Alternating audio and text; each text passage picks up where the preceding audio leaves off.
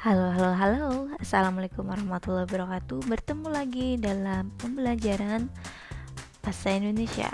Nah, untuk pertemuan kali ini kita akan mempelajari materi baru, tidak melulu tentang teks. Nah, kita akan belajar mengenai kira-kira apa yang kalian pikirkan dari gambar amplop ini? Surat. Nah, betul. Untuk pertemuan kali ini kita akan mempelajari surat. Andi dan Ando adalah saudara kembar. Namun Andi dan Ando terpisahkan jarak karena Andi tinggal bersama orang tuanya di Yogyakarta dan Ando tinggal bersama neneknya di contohnya di Cikarang. Nah, untuk berhubungan antara Andi dan Ando maupun dengan orang tua Andi dan Ando, mereka menggunakan surat. Surat apa yang digunakan oleh Andi dan Ando? Surat yang digunakan oleh Andi dan Ando adalah surat pribadi. Apa itu surat pribadi? Surat pribadi adalah surat yang isinya berhubungan dengan kepentingan pribadi. Misalnya, mohon untuk dikirimkan uang, izin tidak masuk kerja, undangan ulang tahun, dan surat sekedar menanyakan kabar seperti Andi dan Ando. Surat pribadi menggunakan bahasa yang lebih santai dan bersifat akrab. Adapun sistematika dari surat pribadi yaitu tempat, alamat, salam, isi, penutup, dan nama pengirim. Nah, langsung saja ya kita belajar mengenai sistematika surat pribadi. Yang pertama, tempat dan tanggal penulisan surat. Jakarta 9 September 2016 atau Cikarang Utara 19 Januari 2021. Sistematika yang kedua yaitu adanya tujuan surat. Jadi tujuan surat itu ditujukan kepada siapa, harus ditulis secara jelas. Yang ketiga, salam pembuka. Lalu ada isi dan penutup. Ada juga identitas dari pengirim surat ya. Jadi unsur-unsur ini harus ada dalam penulisan surat pribadi. Nah, kita telah mempelajari surat pribadi ya. Selanjutnya, kita akan mempelajari mengenai surat resmi. Apa itu surat resmi? Surat resmi disebut juga surat dinas. Surat dinas adalah surat yang dikirimkan oleh suatu instansi kepada perseorangan atau kepada instansi lain ya.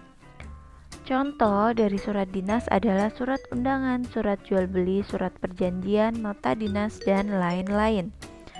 Adapun bahasa yang digunakan dalam surat dinas atau surat resmi lebih singkat, jelas, dan berpola tetap karena menggunakan ragam resmi.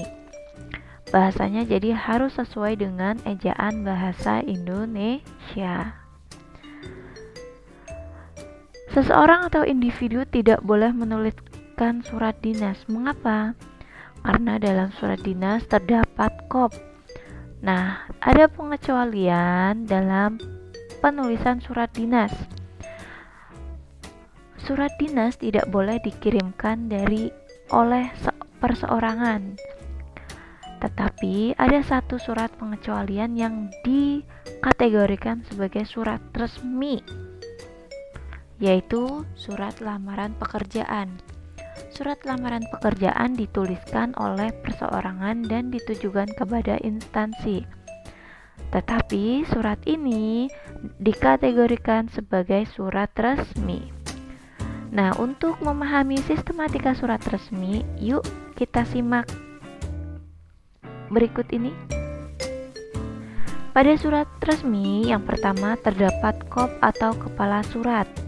Itu ditandai dengan nomor 1 ya nak. Selanjutnya ada nomor surat. Setelah nomor ada tanggal penulisan surat. Lalu lampiran berkas. Lampiran itu maksudnya pada surat itu ada Contoh ketika kita mengundang nih panitia kegiatan perkemahan, oh nanti kegiatannya apa saja, ada rundown acara ya, dilampirkan di lampiran pertama. Jadi surat itu yang pada lembar pertama itu suratnya, lembar kedua itu lampirannya, itu disebut sebagai lampiran. Hal atau perihal permohonan izin. Selanjutnya, alamat surat, alamat yang dituju dalam surat tersebut. YTH itu singkatan dari Yang Terhormat Wali Murid Sofia Nazila di Tuban. Dengan hormat.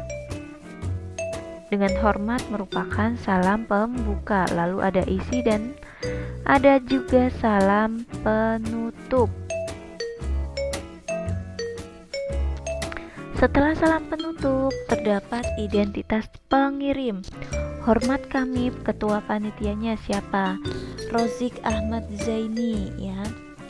Dan terakhir ada salam penutup. Oh ya, ini baru salam penutup ya, berarti yang nomor 9 itu tadi penutup surat.